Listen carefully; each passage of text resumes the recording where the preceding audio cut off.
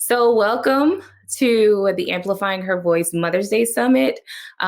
Today, I have the honor and the privilege of moderating the panel um, with a very relatable topic, I would think so. Coming out of a pandemic, there's lots of moms and wives who have a different family dynamics. Their householder is upside down. Maybe they feel like their work dynamics are different. So we're in a season where there's so much going on in the world, in America, that there's a lot of trauma and a lot of stress that sometimes women and moms, we may not realize it, or we push it under the rug. We sweep it under the rug and not really face it head on. So today it's been an honor to have the opportunity to moderate this panel with these amazing women who have so much to offer in the conversation of coping with trauma and stress. So we're just going to go in, and I'm going to ask you guys to introduce yourself, give us a little background about you, and just share with the audience what you have and your expertise on this topic. So we're going to start with Kat. Hello, my name is Kat Fitzgerald. I'm a human design reader and astrologer, a spiritual coach, and a peer mentor. I live in the Twin Cities in Minnesota.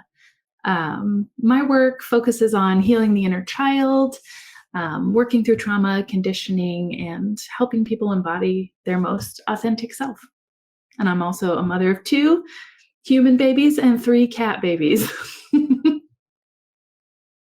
I love it. Thank you so much, Kat. Paige? Yes, I am Paige Lore. I live in the Kansas City area, and I am a business owner, author, and speaker, and I just recently released my book, The Roots in a Woman. And so it is very deep into story work and just understanding who you are, what you've been through, and how that affects today. Also kind of gardening those deep roots and pulling up the negative things. I say women are all crazy. You can either be crazy good or crazy bad, and we get to decide that, right? And so I have 2 kiddos, and keeps my life pretty busy. So that's me. That choose the crazy. I love that saying. Janet? Thank you. I'm so happy to be here. I'm Janet Philbin, and I help people break free from the painful stories of their past by healing from the inside out so they can become emotionally whole again. I am a licensed clinical social worker, a certified hypnotherapist, a certified conscious parenting coach, and an author of a book called Show Up for Yourself, a guide to inner awareness and growth. My passion and purpose at this point in my career after 30 years is really helping people heal the wounds of the inner child. We have all experienced different traumas in our life, from big T traumas to little t traumas. And we hold a lot of that, if not all of that, unhealed emotional energy in the cells of our body. And so I believe healing has to happen at that cellular level. And so that's my passion, to help people heal, to recover from trauma, and to be able to function in their life whole and complete and well again. So thank you so much, and I'm thrilled to be here with everyone having this conversation. So much, Janet. You touched on so many key points in just your introduction. So I'm very excited and interested in jumping right in with you ladies. Just your introductions are speaking on so many powerful aspects of the healing process and showing up for yourself and breaking free from those past traumas. So this is going to be a good conversation. We're going to move on to Gina.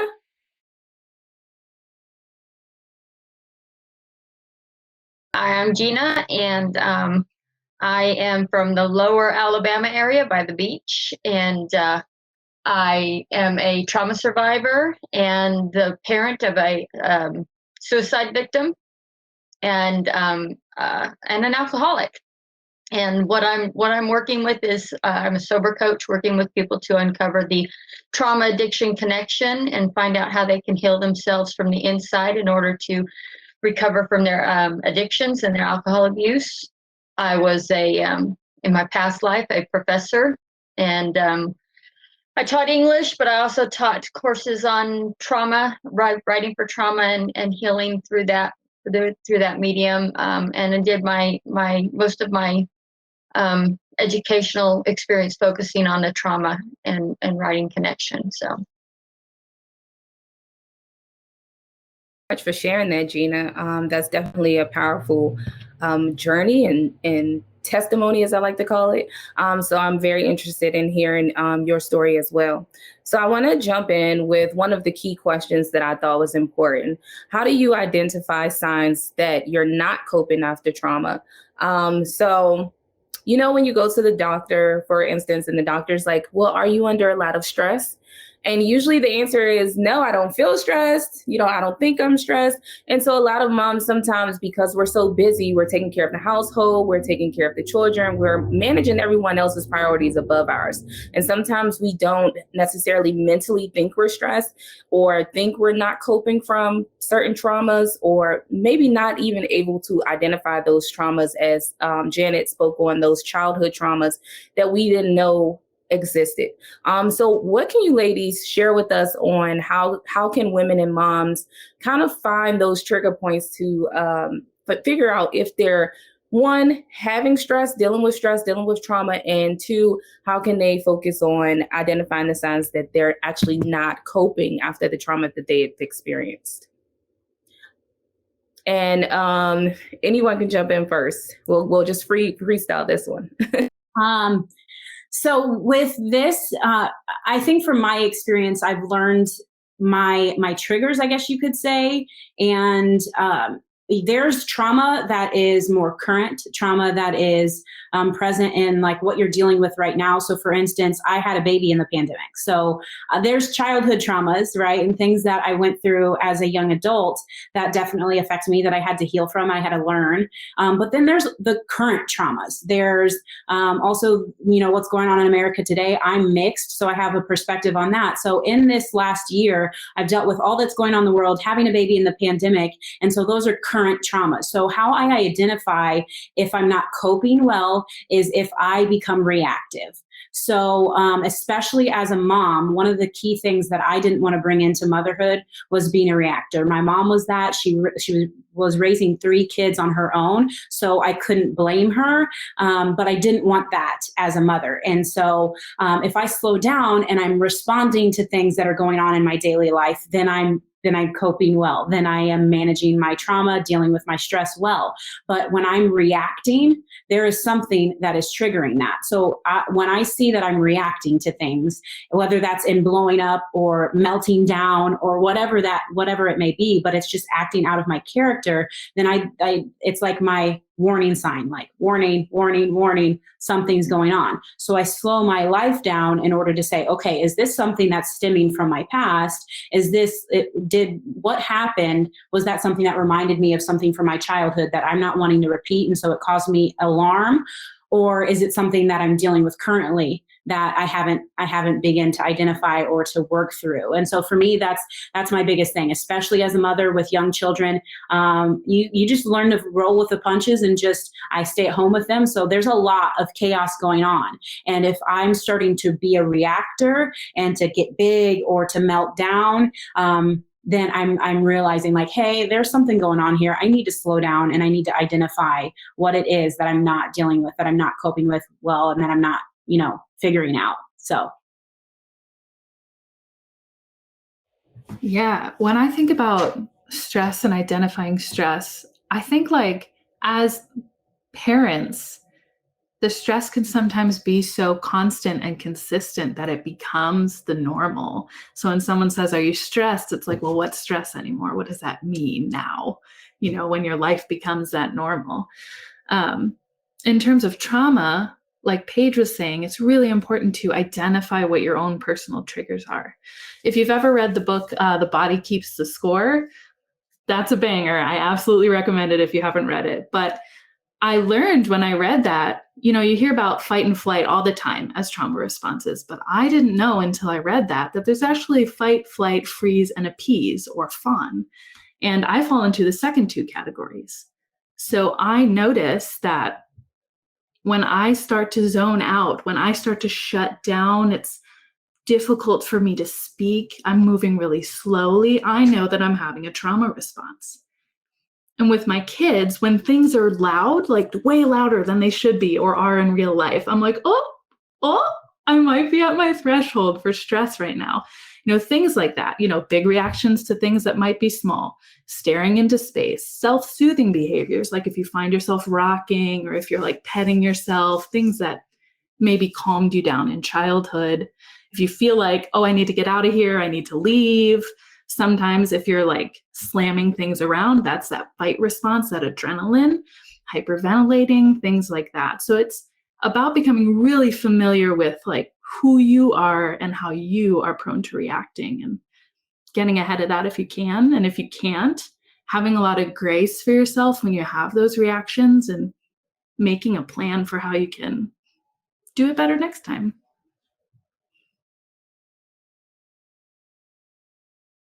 I love already what Kat and Paige have shared. So I just want to add to that when we're having a trauma reaction, and some people don't like to use the word trauma because it feels so big, and they think, oh, well, what happened to me really wasn't traumatic. It wasn't as bad as what happened to you.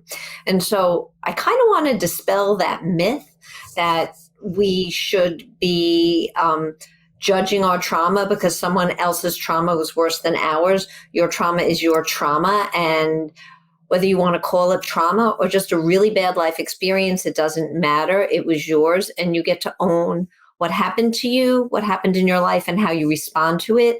And the reason why we react and respond in certain ways is exactly what Kat was referring to, which has to do with it's called Polyvagal Theory, our autonomic nervous system, where we're either in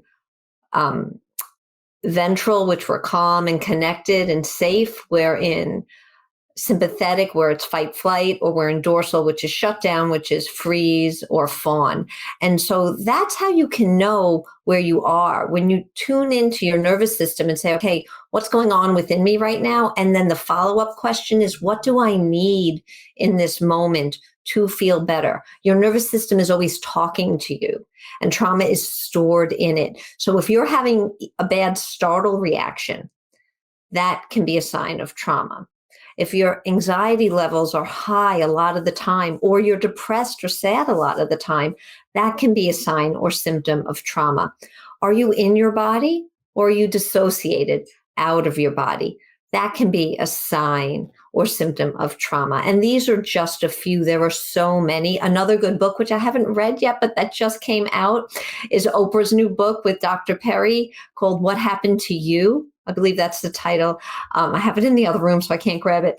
But I love I've listened to a few of the podcasts he's been on now. And instead of asking what's wrong with you and making everything diagnostic and labeling it and pathologizing it, instead he's asking the question, what happened to you? Because when we can understand what happened to you, then we can understand why we developed the coping skills we developed at that time, because every single coping skill we developed was developed in service of survival, no matter what we had to survive. So that was what I wanted to add there. So thank you. I am, well, God, I was about 36, and the only thing I could call it at the time was a midlife crisis. And it just, everything hit. I was super mom, just doing everything the way my mom, my mom should do. My parents were proud of me. My family, everyone was proud of me. And then my mom moved to Alabama. My dad disappeared. He had done that several times in my life. And, I thought, I'm an unlovable child. If my dad doesn't love me, who does?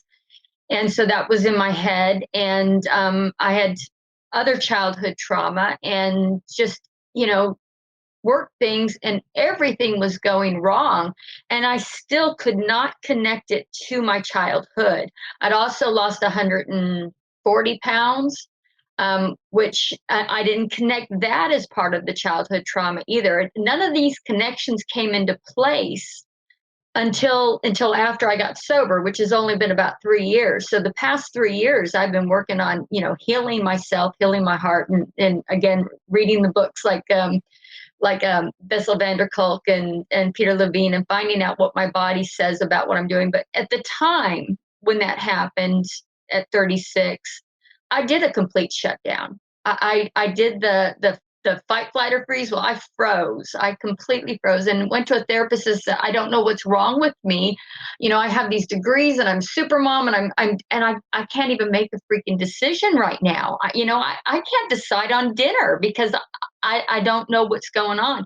But it took a long time of getting into my heart, and of course clearing my mind from drugs and alcohol and food. Food is very much an addiction, before I could actually start to dig into that inner child and who I was, and how I can heal myself. And it is made such a great impact on my life. I'm a completely different person than I was, at 36. And people would say I had it together at 36, but I didn't. I was doing what everyone thought I should be doing, and pretty much ignoring some of the trauma I had dealt with as a child. So.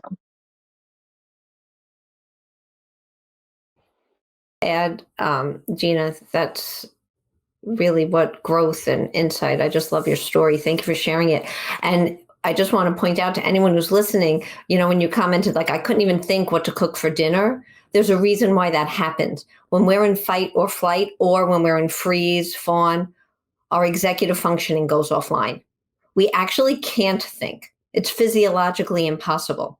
So we have to be able to come back up into that safe, connected place in order to bring executive functioning back online. So that's why there was actually a reason why you couldn't figure out what to make for dinner. You were in a trauma response. I add that at the same time, I couldn't get out of my head. I was sleeping 2.5 hours a night because I'd lay in bed till 1 o'clock in the morning and I'd wake up by 3:30 and couldn't go back to sleep. I was so deep in my head trying to figure out what was wrong with me and, what was happening to the world around me. And it wasn't COVID. It was just normal everyday, life. And that was what took me to the doctors. How do I get some sleep so I can think straight? And I didn't. I did that for about 2-3 years at 2.5 hours a night. And it was awful.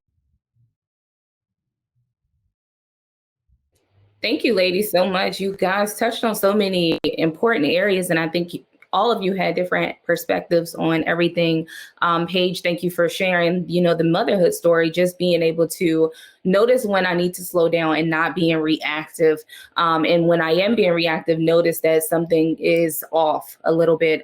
Kat, just talking about those coping mechanisms, understanding, when you're doing certain things, paying attention to yourself and your body and what you need and how to cope with that. And then Janet, speaking on connecting those childhood traumas to present traumas and just understanding that, trauma, using the word trauma isn't a scary thing. It's not a big thing, because that is so true that people relate that to. It's not traumatic, and then not comparing your trauma to someone else. I know I saw a saying one time saying, siblings may grow up in the same household, but they have different traumas that they need to heal from. So understanding that your trauma can't be compared to anyone else's. And then Gina, of course, thank you for sharing your story and just letting us know that it's never too late to find healing for yourself, and just understanding your need.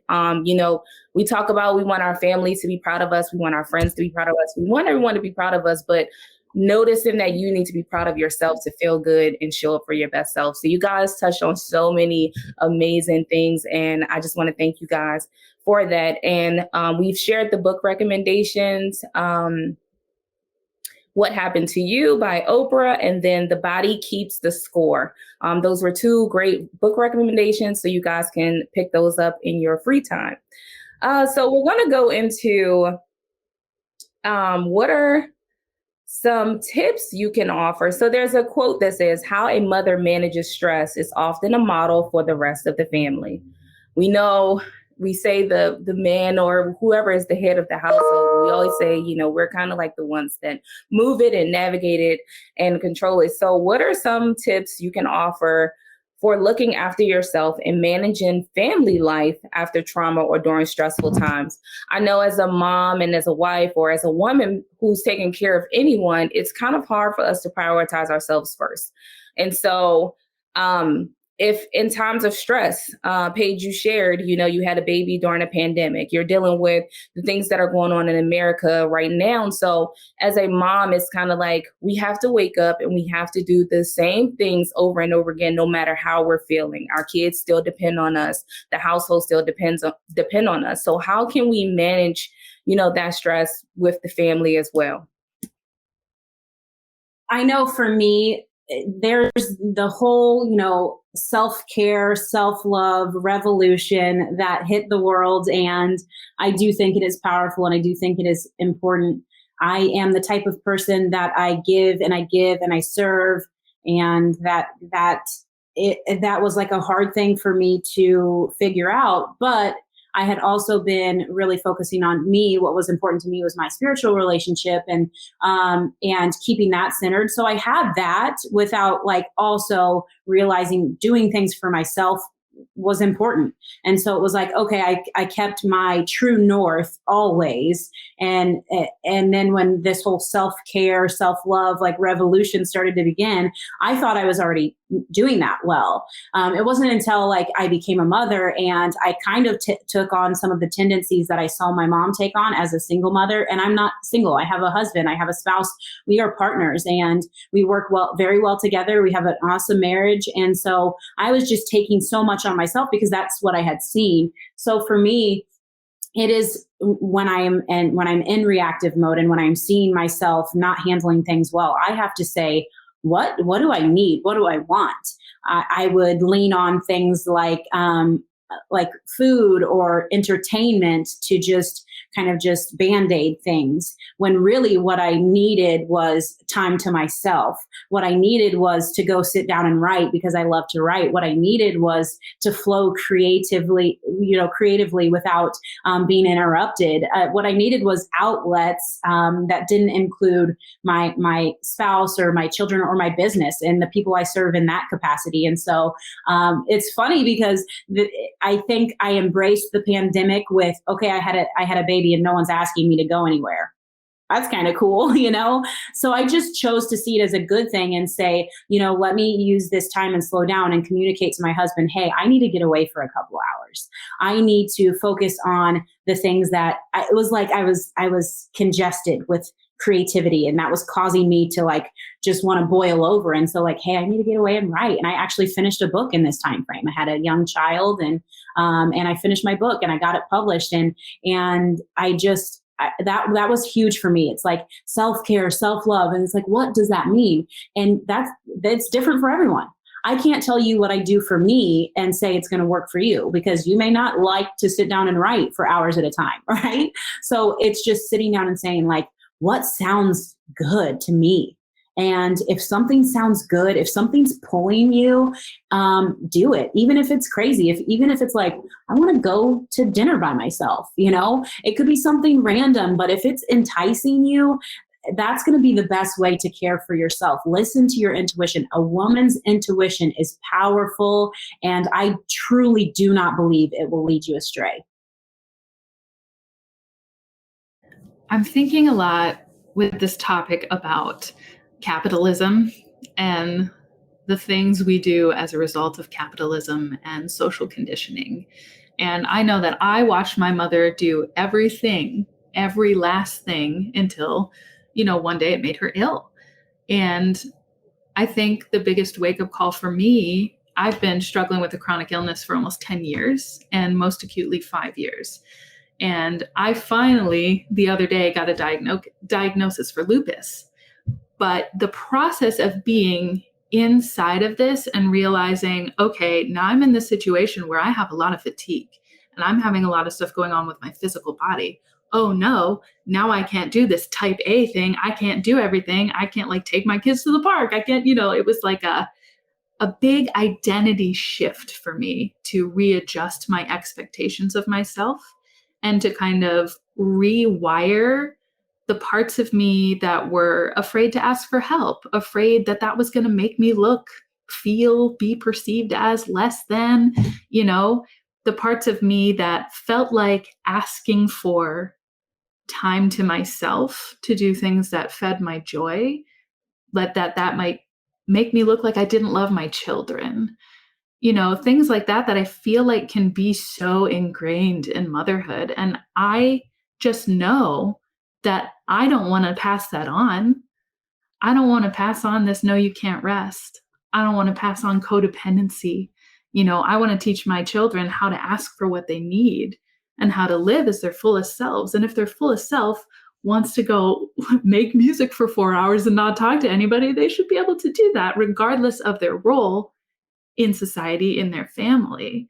So I think, it can be a lot about doing that rewiring and just shifting the mindset that you were gifted from your parents who were also, doing their best with what they had. So. Yeah, that's so good. I mean, just the whole rest thing. It's so crazy that you mentioned that, because I went on a journey. I think it started about, I guess 4 years ago now, when I was really feeling my soul beckoning me to a place of rest, because I had been in a place of grind in my business for so long. I didn't realize that my identity was completely caught up in who I could become, what I could achieve. And that comes from my childhood of being kind of like the poor kid, the low end of the totem pole, not coming from a good family. No one believed I would be successful. So then going into the business world and just American in general, like you said, I call it the rat race. It's like everybody is competing for recognition and for the accolades and for titles. And I was in it and I was about it. And then stepping into the season of motherhood, it was like my soul was like, you can't sustain this. You cannot be everything in both worlds. And my heart's desire was to be a good example for my daughter, but to be present for her and to feed into it. So then like the mom guilt began to come in, which was so funny because I am at my home with my kids during the day, and I have the flexibility to like do things like this during the day, right? But I'm home with them. And I am present and I play with them and I interact with them and I'm engaged. And even still, when I step away to serve someone, to help someone or to do something for myself, that mom guilt comes in. And so I just choose to identify that and push it to the side and say, that's so silly. I mean, I didn't ever think about my mom who was not home till 7, sometimes 8 at night because she was working. I never thought about my mom and said, you know what, she's not good. My mom was my superhero. She was awesome. She was everything to me. I wanted more time with her. Yes, but she was awesome. So then I'm like looking at my situation. I'm like, I'm here with my kids and I'm still having that come against me. That's still a part of my thought pattern. And so I just recognize that as something that I need to take a hold of and I need to discard, because that's still a part of that, like that driver that says you have to be the best. You cannot let anybody down. You have to be superwoman to everyone around you. And it comes in and it tries to push you forward and I just needed to be able to say, I am enough. I am worthy. I am good. And I can do the things that I need to do and not feel pressured to constantly be in performance mode, So I love that you mentioned those things. That's so, so awesome. Yeah, it's really interesting, I think, when you do realize that, wait a minute, I am imposing these things on myself, really. I mean, yes, there's conditioning, yes, there's society, but at the end of the day, I am making myself uphold these things that are like, in essence, killing me. And then you give yourself that freedom and it's like, oh, wait a minute, this can be easeful, this can be better. And to kind of tie it back to the trauma piece too, I have CPTSD, so I have a lot of childhood trauma. And I did not realize, wasn't able to see or feel until I slowed down that I was highly dissociative, highly. I went to acupuncture. I walked out of acupuncture and I felt so heavy. And I said, oh my God, is this what it feels like to walk around in a human body? Because before I had that, and I had been in EMDR for a while, but before I had that acupuncture session, I couldn't tangibly feel my body from the waist down. It was like I wasn't there. I was like, oh my God. And then all of a sudden things started coming to light. Okay, I'm self-medicating with sugar. Okay, I'm doing this. I started to notice when I was rocking, when I was upset at things, and it just giving yourself that space to slow down, especially if you're a person with trauma, all of a sudden things start to come to the surface and they say, oh, you're giving me the space to heal. You're giving me the space to express. You can hear me. Hello.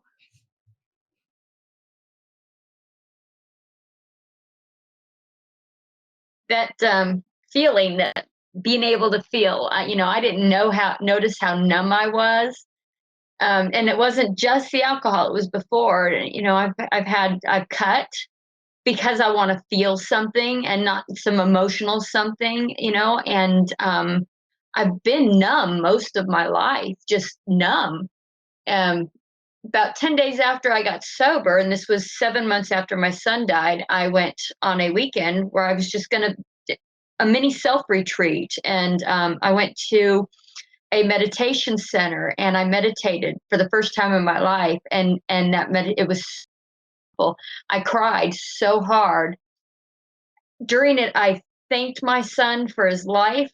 I forgave him for what he did. I begged his forgiveness for, not being the perfect mom, for not seeing his pain, for not knowing what was going on, for being drunk. I did everything, and I walked away from that feeling with this outstanding, just overwhelming knowledge that I can feel more than one thing at once. Not just that I can feel, but that I can feel everything all at once. I was both joyous and sad and forgiving and thankful, everything all at once. It was the first time in my life I'd ever felt anything like that. And for the most part, I didn't feel anything at all prior to that. And then all of a sudden I had all of it at once. And it was just so overwhelming. And that was probably the biggest transformation I had, was in that one. I think it ended up being like an hour and 45 minutes. It was 45 minutes for the initial session. And then I was so overwhelmed. He says, how about we do a private session? And we did another 45 minutes to an hour, just kind of focusing on me. And it was amazing. Another thing that came out of this is that was a big transformation for me, was discovering that not only did I not have to have control of everything, but I wasn't in control of anything. We think we're in control of our children. Oh, you control your children because you're the parents. But if you turn your head when you say no, they're looking for you to turn your head so that they can go ahead and do it anyways. And I had to come to that realization that I was in control of anything. And when I did, I adopted, and of course, being an alcoholic, the serenity prayer is really important, but I don't say it in the sense of prayer. I say it in a very, how do I say, I'm very deliberate about it, to accept the things I cannot change. And then I stop and think about, what in this situation am I not able to change, truly not able to change? And then the courage to change the things I can. Okay, what can I do about this situation? How can I make it work for me? And then the wisdom to know the difference. And then that just lets it all go, and it, more than anything, I think it gives me that minute to pause and take a break and just not be overwhelmed by whatever's happening. So that's really how I've handled most of my stress, of meditation, and then this prayer and time to regroup.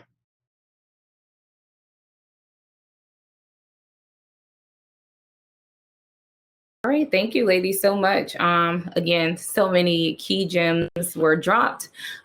Just talking about, just that mom guilt, it is real. Noticing that it's real, but not allowing it to suffocate us in that era. But also just understanding that we are super moms, regardless if we can do everything all the time.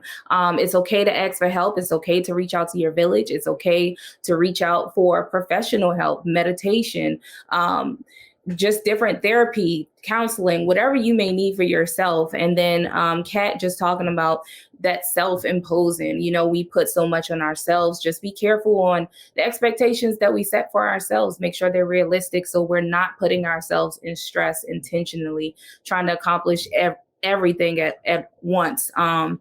And then just being mindful. I know Paige spoke on something and Kat spoke on something about they watched their moms do certain things. And so they've picked up those behaviors unexpectedly, not even knowing. So it clicked to me to make sure that I'm aware of what I'm doing, how I'm handling my stress, and how I'm coping with my trauma around my children, so that I'm not, having them have to have these conversations in depth when they're old enough. So that's another responsibility of motherhood that is kind of like, whew, we have a lot of responsibility on ourselves to make sure we're raising our children and making sure they're not healing from so many things when they're older. I wanted to talk to Janet on how do you feel, let Janet start this one. How do you find comfort in being vulnerable with sharing your trauma with someone that could help? So we talked about, people feeling alone. I feel like a lot of people feel like they're the only person going through this. I'm afraid to talk to someone. It may be, I know from past my childhood and growing up, I had never heard of people going to therapy just normally until I became an adult. We always thought it was something you had to be going through something serious. It had to be a big traumatic experience. Maybe, you had some things going on with you, but no one was really going to therapy to just talk out everyday life issues. So what are some things that you can, give people tips on how to just become comfortable in sharing their stories and being vulnerable to ask for help in that professional environment? Thanks. That's such an important question and topic. People get referred to me and it'll be months, sometimes a year before I hear from them, though their friend or sister said, I'm referring so-and-so. It takes so much courage for people to make that phone call. I've made that phone call. I've been in and out of therapy for 30 years. If I wouldn't have been in and out of therapy for 30 years to heal from my childhood trauma, I wouldn't be talking with all of you right now, nor would I be doing the work that I'm doing in the way that I'm doing it. So even though it's really scary to make that first phone call and say, I need help, we were talking about self-care a minute ago. That's the greatest act of self-care you can actually do. You're actually making yourself sacred. You're letting yourself be heard. You're letting yourself have an opportunity for your feelings to be expressed and for an objective, safe person to be able to reflect back to you what they are hearing and validating your experience. As Brené Brown teaches, shame lives in a petri dish, isolated. And when shame stays there unspoken, it has all the power over us. The way to empower yourself and disempower the shame is to actually open up that petri dish and start speaking about it, because it can't live in an environment where it is spoken. And that takes a lot of bravery, and we have to be vulnerable, but we can't be vulnerable without being brave. So I invite everyone to let yourself be brave, and be brave with a safe person. Do your research on the kind of therapist you want to find, on the kind of therapy you want to do. And you may have to do a few free consultations with people to see if it's a good fit. I would encourage you to do that. Don't let the therapist just interview you.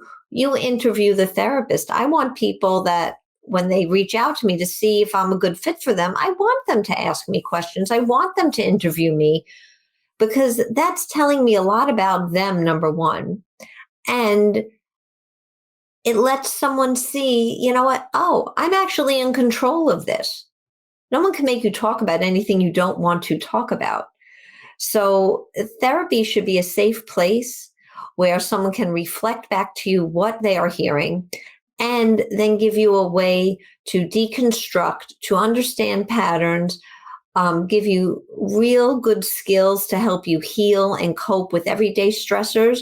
And if you're looking to heal from trauma, I do encourage you not to just go to any old therapist, but to go to someone who is specifically trained in trauma. Now, they may use a whole host of modalities, whether it's cognitive behavioral therapy or somatic therapies or hypnotherapies or EMDR or anything else, but that they know about trauma, that they've been trained in post-traumatic stress and treating it. Not every therapist knows that. And it's not something that you are trained specifically in graduate school. This is training you have to do as a professional after you get out of school. So do your due diligence, go on Google and start with your insurance company and ask where they can get you started if you want to use your insurance. But let yourself have that gift to help yourself heal, because that is the ultimate in self-care in my book. Make yourself sacred. I have a question, and I think this just might help some of the women that are viewing this identify that they need to go in that direction. So you said objective listener. I think that's huge. What I know and what I found in my own life is that when I wasn't speaking with an objective listener, somebody who was trained in dealing with my trauma and holding my story with honor and in safety, I would still find an outlet, right? And so what that would look like is I would, get alone with a friend, and instead of just being able to enjoy each other's presence, I would start dumping, and we would start going into my trauma, and I would start blah, blah, blah.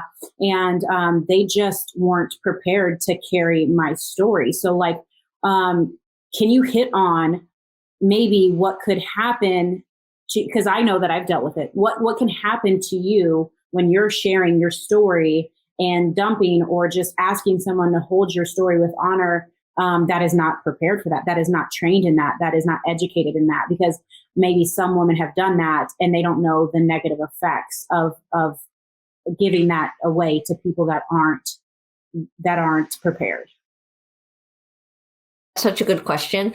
And I think a few things can happen, because if you're sharing, dumping, talking about your trauma story with someone, and you don't know if your friend, colleague, whomever it is, family member has also had a trauma, you could be re-triggering them, right? So they could be responding to you with their own trauma response and reaction. So maybe they immediately dissociate. And then you feel, well, this person isn't connected to me. What's wrong with me? I'm bad. And you go back into shame, right? So that can happen. The other thing that can happen is, sorry, I got distracted by the chat. The other thing that can happen, just trying to be transparent, is that if the person knows nothing about trauma and maybe never was a trauma victim themselves, which I think I read like 80% of the population has had some sort of trauma on whatever scale we're going to look at, you could wind up re-victimized. Because they might say to you, why didn't you leave that situation? Why would you be alone in the room with?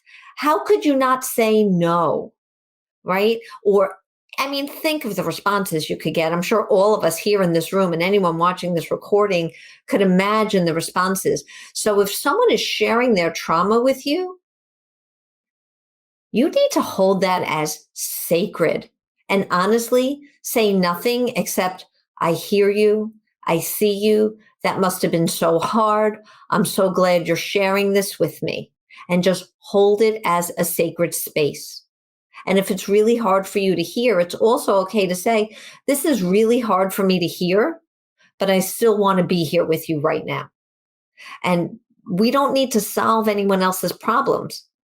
No one's actually looking for their problems to be solved. But one of the ways we heal through trauma, as Paige was saying earlier, is through story. Story helps us heal. And so we need to tell the story. But if you're a survivor, in whatever way you're a survivor, whether it's from culture, society, your family of origin, things that we're watching happening in the news right now, right? We've all been traumatized. And based on our own personal background, that trauma is going to have its own scale and our own identity. We're going to identify in a certain way with what we're seeing. Know your audience. And be mindful that you're just not, I need to dump, I need to share, because you're trying to calm down your own anxiety about what you're feeling inside. You don't know what to do with it. I would instead encourage people to journal or call a hotline.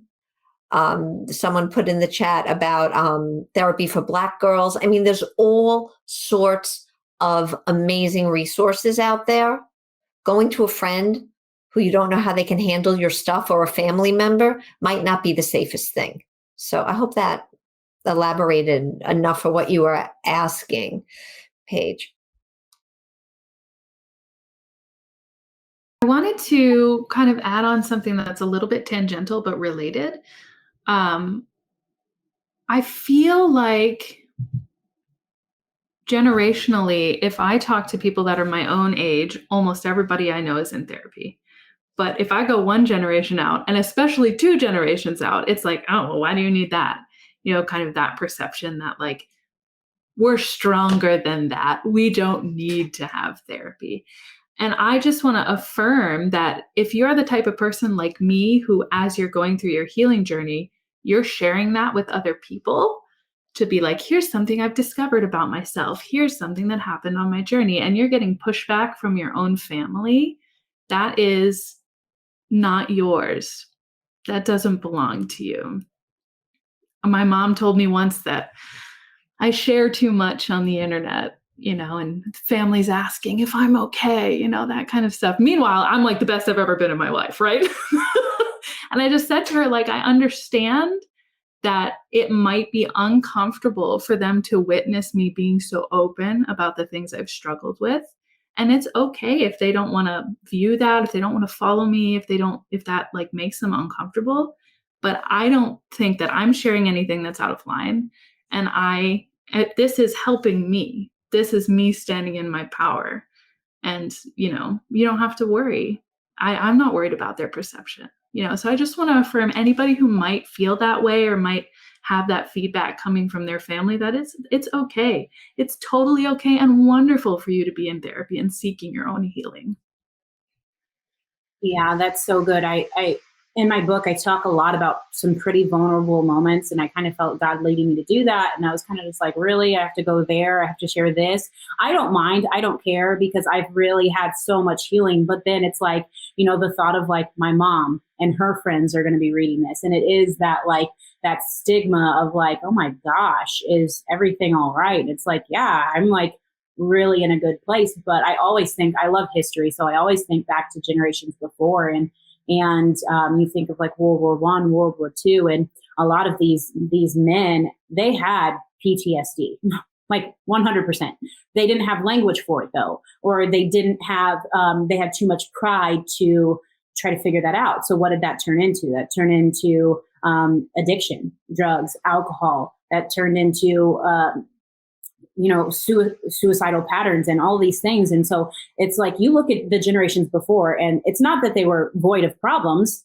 They were too prideful to seek solutions, or just didn't know how to recognize it, didn't know how to identify it. And that makes me so thankful for this day, for this era where it is being normalized to get help and to not think, oh, you're in therapy, you must be crazy. No, it's like, no, that's normal. And it's because you get to have that opportunity to have an objective listener just hear you. And that makes you feel valuable. And like you said, sacred. And I love that. So that's awesome.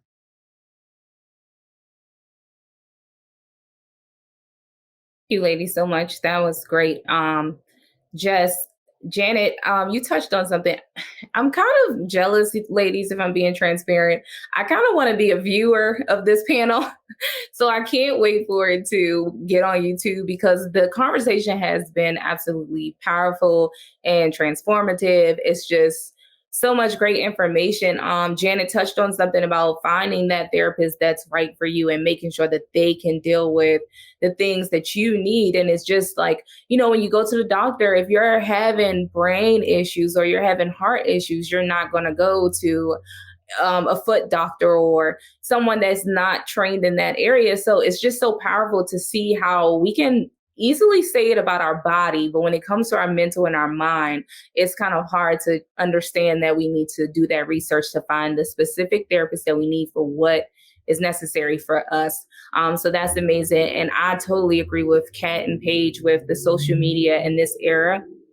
The power and transparency is kind of normalized in therapy in an aspect. So people are more open to understanding that that you need therapy, and just people are healing through other people's story.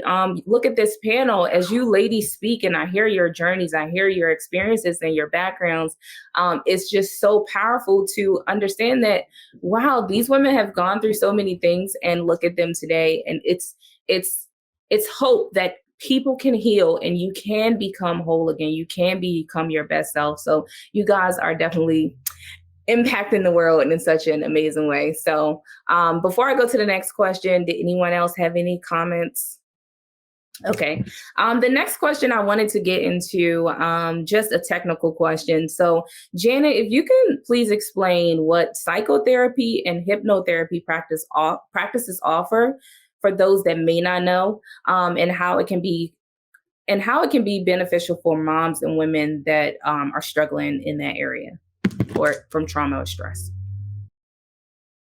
I mean, psychotherapy traditionally, is talk therapy, and you're going to go to someone and they're going to talk to you and they're going to offer insight and they're going to give you feedback. And maybe they use a specific therapy model. Maybe they use Gestalt, or they're more Freudian, or they're more cognitive behavioral, whatever, or DBT, or something like that. So it's talk, it's back and forth. And honestly, that's what I did for the first 10, 15 years of my career only. And then I became certified in hypnotherapy back in 2002. And what I found was how transformational it is. Because in hypnotherapy, we're talking with the subconscious mind. And the subconscious mind stores all of our memories of everything that ever happened in our life, whether we remember it or not consciously. It's all there. Except we don't access it, right? We don't walk around in the subconscious. We walk around in the conscious. But the subconscious is what is impacting us. Paige mentioned initially when we first started talking about reacting. Why am I reacting? We're reacting because we learned when we were young to deal with a stress, whatever it was. Maybe our parents just arguing in front of us, or being late, or something along those lines. So we reacted. We developed a coping skill. The problem is the subconscious mind has no sense of time. So it doesn't know it's 10, 15, 30, 25 years later now. And when the same stimulus comes up that we get triggered, which I hate that word, but we get triggered, we respond, instead of responding, we react with the coping skill of, say, our 5-year-old self. That doesn't work. I mean, I'm 53. I can't cope like my 5-year-old self did. That would be really bad, but I did it for years. I was so angry for years, even when I first started learning about hypnotherapy and the subconscious mind, for years. And I spent a long time unpacking that because I was yelling a lot at my kids. And I couldn't understand why. And I'm a therapist, I should know better. I couldn't know better because I was reacting. And when we react, I believe we reenact. So we're replaying it out. So in hypnosis, we go back to the origin of that either belief system or coping skill. The way I work, not everyone works with me, like me. I'm a little unusual, I think. Not everyone works the way I work, so I'm not for everybody. But the way I work, we go back to the origin. I want to hear the story. I want to know what happened to the inner child. I want to know what the feelings, beliefs, decisions were, and how that's impacted you now. And we actually rescue that injured one and heal it from an inside out, heal it out of the chakras, heal it from a cellular level. We're literally removing it out of the body. So I do a really transformative style of hypnotherapy, but in essence, hypnosis is working with the subconscious mind. We're moving the conscious mind out of the way, giving it something else to think about so we could talk to the subconscious and get the story, and then you make the changes at the subconscious level. So I could talk forever and ever about it, and I won't. So I try to encapsulate it really quick. I do talk about my process in my book, Show Up for Yourself. So if anyone really wants to learn more about the work I do, that's really the best way. My website has a lot too, but I'm trying to make it more general, which is hard. Sorry. I understand. Like Paige said, I love this panel. I think we could talk for hours if we were allowed to. And I just really love the fact that you said, going back to the origin.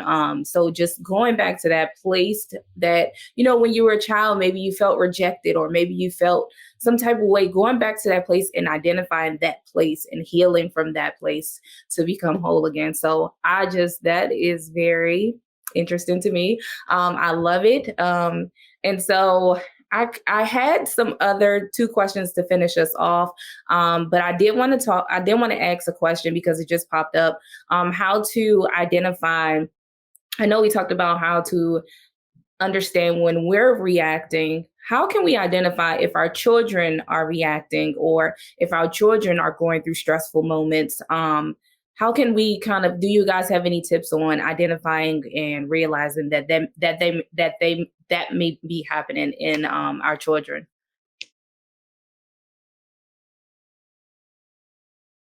My son, he was 23 when he died, almost 24, and he was exhibiting some strange behaviors, some really odd ones, and we didn't know what to do about it. He actually he admitted himself into a psychiatric center because he knew he was depressed. He knew he had some problems. One of the things he did was he would hide and eat in the garage. And we couldn't figure out why he was doing that. And my partner, who never got the chance to meet my son, he said, how sad is it that he doesn't feel he deserves one of the most basic human needs? And that's really when I asked him about it, he goes, I feel guilty eating, in front of people. I feel guilty eating other people's food. He didn't feel that he deserved one of the most basic human needs, which is food, to survive. One of the things I would say with your children is to follow your intuition. We always knew something was wrong. He was born with a birth defect, so he couldn't speak, and he had very difficult. So him and I were really close, and I spoke for him for a lot of things. I had to advocate for his surgeries and school and stuff. But I think he was 5 months old when I first got this impression, this feeling that he would commit suicide. I don't know why. I bought an Eeyore doll, and I thought, this is my son. He's that sad, 5 months old, sad, introspective character, and he's going to harm himself one day. And I remember when Columbine happened, my mom said, I'm afraid CJ will do that. And I said, Mom, he won't do that. He will kill himself. I mean, he was little. He was very little at the time.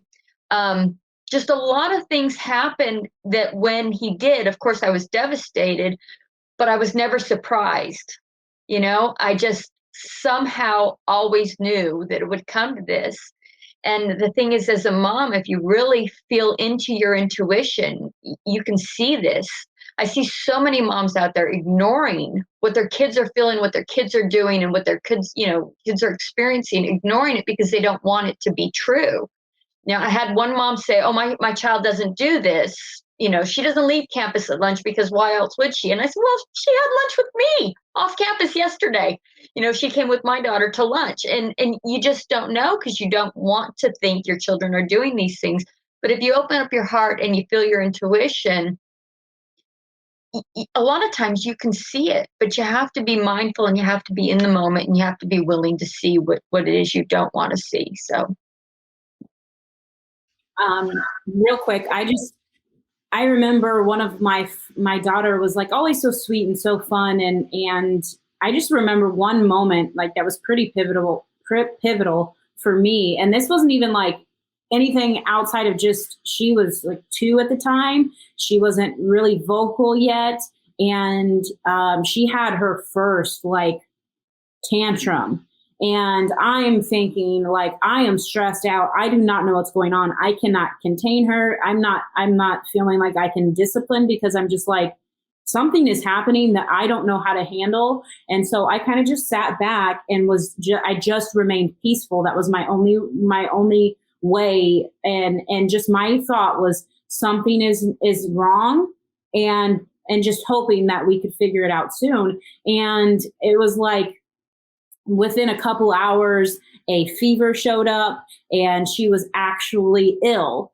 And she just didn't know how to verbalize that. And so since that moment, it was just a turning point for me to realize, like, when she's having big emotions, even if it is just emotional and she's not actually ill, it's okay to not know what's going on, to not know how to respond, to not know how to handle it, and just to slow down and say, I'm going to choose peace and not mimic her, and just like, okay, with time, we will figure out what it is that she is feeling and thinking and going through. But right now, I don't know. I don't have an answer.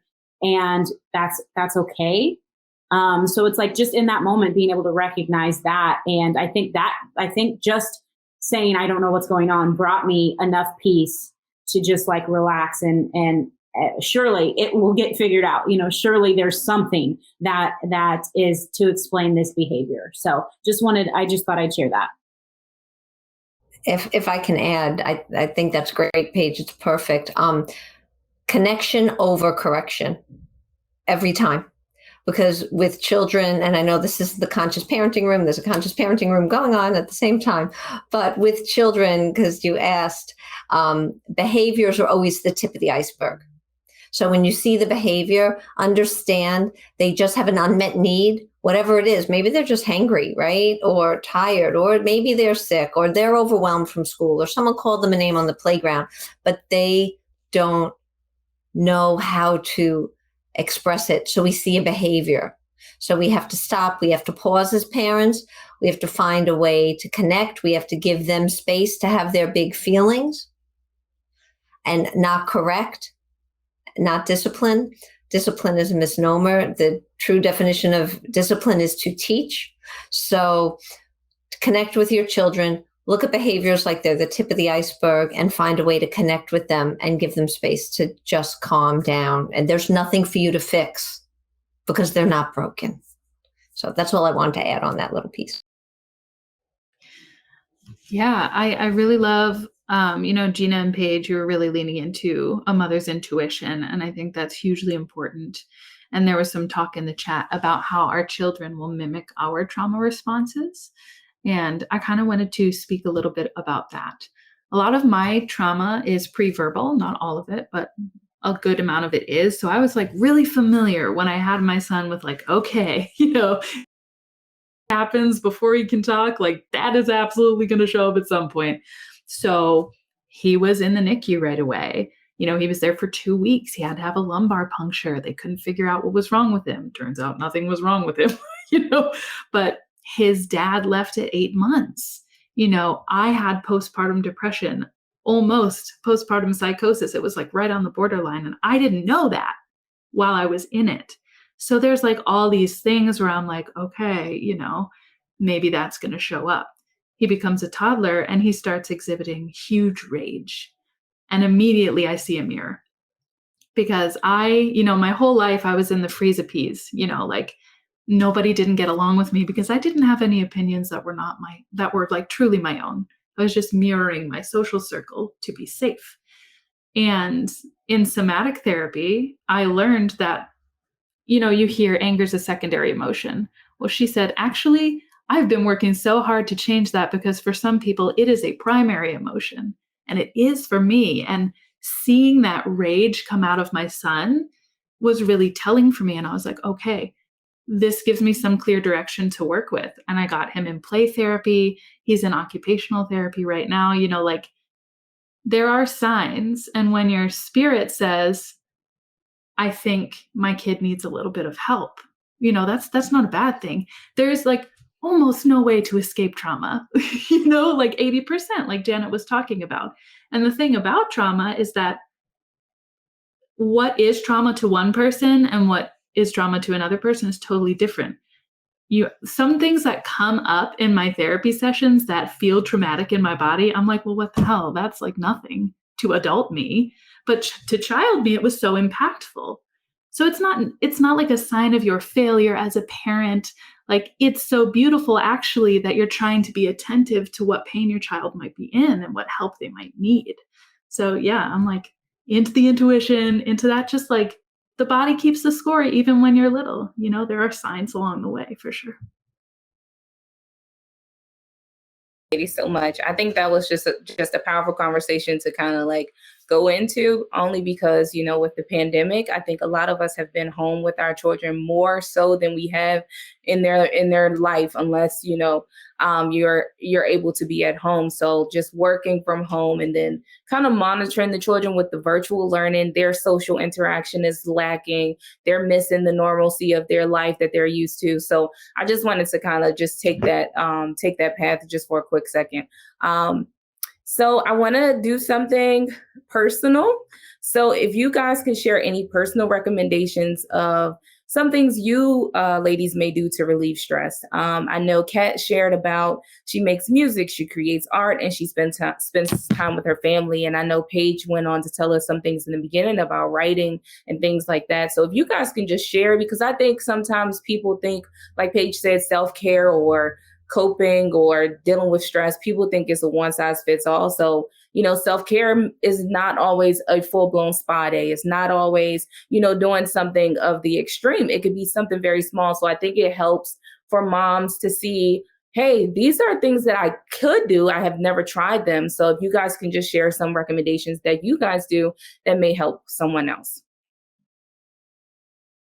Yeah, I'm happy to start with that. I find music really impactful when I need to get back into my body or process some emotions. I have playlists for sadness, playlists for anger. I got them broken down, baby. Just like getting, sometimes as someone who is dissociative and can be stuck in that freeze, it's hard to get the emotions to move out of me. So stimulating that auditorily is really helpful for me.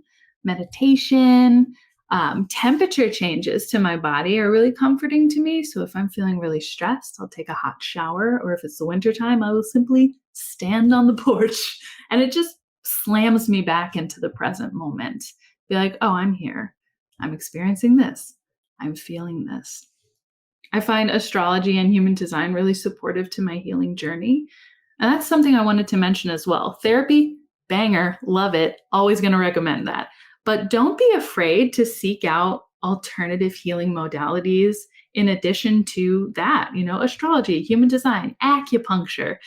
There's so many opportunities to support your body as it's like releasing things that you're working on.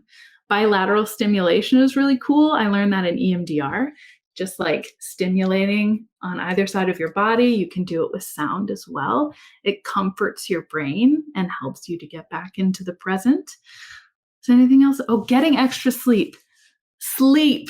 Your body integrates while you sleep. Don't rob yourself of that.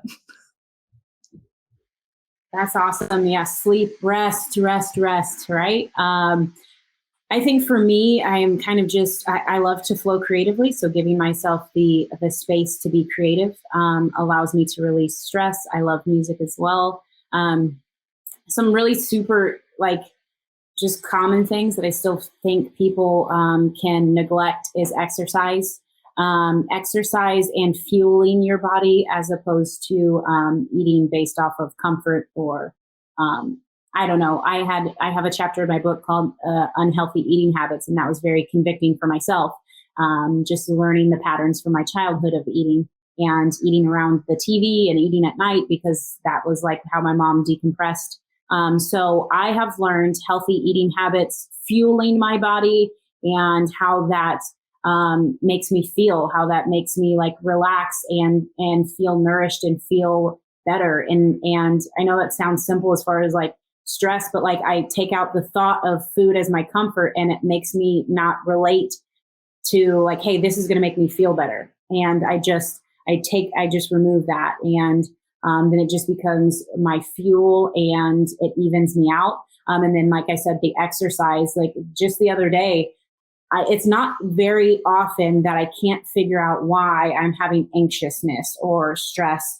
Well, it was just a weird moment where I'm like taking a lot of deep breaths, and I was just like, what is going on? Why am I feeling this way? And I went to the gym, and I was able to listen to music and exercise, and I got back into my body. And I remember being in the car and was like, oh, I'm not breathing heavy anymore. Like it was gone. Like that my body was like needing for me to just be with me, just to be with my thoughts, in my body, to exemplify my strength. I think that's another thing that makes me feel powerful and connected to myself, is when I feel strong and healthy, and it releases those endorphins. And so those are just two like simple things that I think are really helpful for me on a day-to-day basis.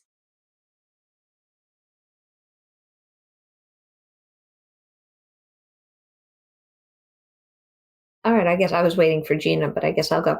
I don't want to duplicate anything that Kat and Paige agree. One of the other things I'll offer is gratitude. It's so important. And I do it throughout the day. Like, I'm grateful for this today. Thank you for all the good things coming my way today. At the end of the day, thank you for all the good things that happened today, whatever they are. The sun is out. I had a good cup of coffee. Wow, no one had a temper tantrum today. Or we only had one temper tantrum today. Like, what's good in your life? Sometimes days can be really bad and really hard for people. And I think it's important to just still be in gratitude. And there were times in my life where the only thing I could find gratitude for was my breath. And I used to keep a gratitude journal, and I used to write, I'm breathing, I'm breathing, I'm breathing, I'm breathing, I'm breathing. And that is something to be grateful for, right? And the other thing is to bring yourself back into the present moment. So feel your feet on the ground. Take a deep breath and sigh. When you sigh, that long exhale actually resets your nervous system. You know, what time of day is it? What clothes are you wearing? Where are you sitting? Is it sunny out? Is it cloudy out? And reorient yourself to the present moment, because that is self-care. Because we dissociate, we leave our bodies, and then our nervous system goes a little haywire. So we want to bring it back to the present. So just staying mindful like that and being in gratitude, I think, are the two things I would add to the wisdom that was already shared here.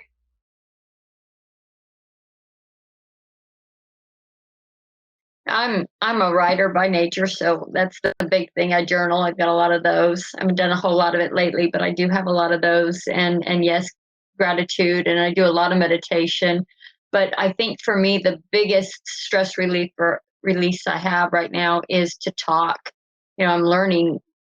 Just let me talk. You don't have to answer. If I got a problem, just let me talk and it'll come out. And if I allow that to flow, it usually does. I answer all my problems just by speaking, and hopefully, you know, to someone who will listen.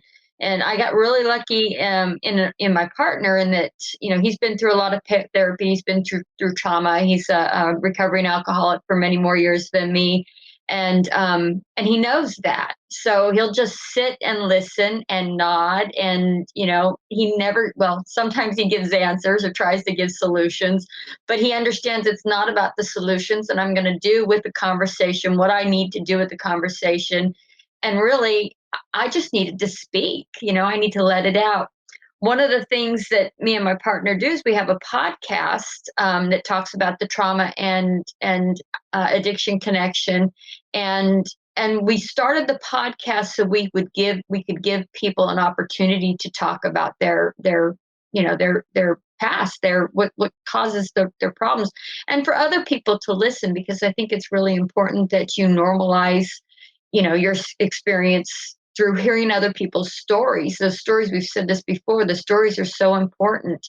And so that's one of the things we do. And the other reason we do it is because as going to 12-step program, you know, I read someplace that if you want to find a trauma survivor, you need to go to a 12-step program, because 80% of the people in there are trauma survivors. And we have sponsors who do not know how to listen to the trauma survivors when they tell their stories. And so, you know, talking and listening, it's just really important that we have an opportunity to do that with someone who will care. I think it was Catherine Ness. I think that was the name. She coined the term compassionate witness. And And I try to keep someone in my life who's able to do that. That person is not my mother. Love her dearly, but she's going to continually judge. But there are people in my life that can do that, and so I keep those people around me so I have that outlet. So it's really important for me. I forgot one that's a little unorthodox that I'd love to mention, and that's something called a rage room. Some cities have them. The whole purpose is to go there, you put on protective gear, and you break a bunch of stuff. And it's great. I highly recommend it. The day my son died, I broke plates and I kept them around. At the time, I would go to Goodwill stores and get me some 25-cent plates, and I kept them around in case I needed to break something. And I have not done that since I got sober. I found, I think, much more productive ways to handle my stress. But at the time, that's what I needed. And I went in and I grabbed a handful of the cheapest plates I could find, and I just started throwing. It was something about the crashing of the plates, the breaking of something that wasn't me, the release of the steam. It was just something about it that I needed at the time. And I had been doing that for years, but I think that's, to be able to do that, to be able to express your anger is so important, to let it out. Thank you, ladies, so much for sharing. Kat, I actually did the Rage Room over the pandemic recently, and my husband and I went, and it was amazing. So I definitely did not know I needed that, but yes, it's something about breaking things, and it was a very different outlet.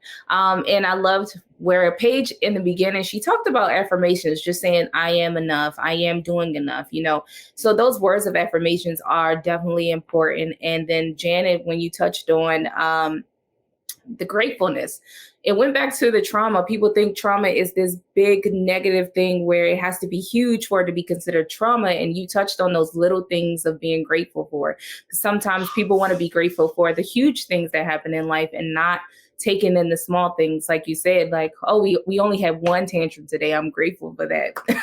So that's a big win. Just celebrating those small wins and celebrating those little things in life that we can find to be grateful for. You ladies have been amazing. This has been an amazing panel. I will give you an opportunity to go around and share your website and your social media just for auditory reasons, because I know a lot of people will see the written, but to hear it, some people can kind of just go for it if they're just listening in. So I'll let you guys share your website and your social media. I know some of you are authors, share your books, and we will end that session there. Thank you, ladies. This has been so wonderful. I really enjoyed having this conversation with all of you. It really lights me up to talk about healing this kind of stuff. You can find me on Instagram at weird.wellness. My website is weirdwellness.co. And I can also be found at Twitter at weirdwellness. Thank you so much. Yeah, I mean, I have had like chill bumps, throughout this conversation. And I just feel like I don't know how with the, what I submitted, how I was placed with this group, but I know it was so intentional and so powerful. I was already like looking you guys up because I'm so excited to connect and just for everybody that was listening. So it's been such a blessing. You can find me at thecharliepage.com and thecharliepage on Instagram. That's where you can find me on Facebook as well. That's where I am at primarily. And the book that I just released is called The Roots in a Woman, and you can get this on Amazon. So yeah, that's me, and that's where we can connect. And I'm looking forward to that. Thank you, guys. I just love this discussion. I can't even believe how fast the time went. The best way to find me and everything about me is my website, janetphilbin.com. On Instagram, I'm Janet_Philbin_LCSW. Facebook is Hypnosis for Hope. And I think Twitter is just my name at Janet Philbin. But everything's on my website. My book is there. Show Up for Yourself. It's over there behind me. I don't want to move to grab it to bring it closer, but you can get it on Amazon. And actually on my website, there's a download for free for the first I think 2 chapters. So if anyone is curious and you don't really want to buy it, like totally go download it. Happy to share that with folks. So yeah, thanks ladies. This has been great. And thanks for the great moderating. It's been awesome. I think that this was meant to be. I remember listening to Paige and feeling this sense of deja vu, like I'd already done this. And, so that's probably how you got on the session. I mean, oh, that didn't sound right, but you know what I mean? It was just meant to be, meant to be. Anyways, you can find me on Facebook and Instagram. I'm trying to get in everything under Now Sober, as in Now Sober, Now What? And so, so I got that. My website is nowsobercoach.com. And our podcast that we do is Back Porch Chats. That's with me and my partner, and we discuss conversations of grace, hope, and recovery from addiction and childhood trauma. So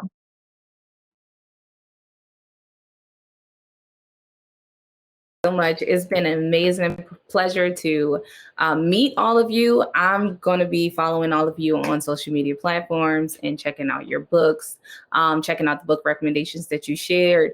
I just want to thank you guys for allowing me to moderate today. Today was my first moderation, so you guys were an amazing group. To get that in. I always say it's a different nervousness than being a panelist because you're being asked the questions. I kind of can answer those, but I was like, I want to navigate, ask the correct questions. So this has been amazing.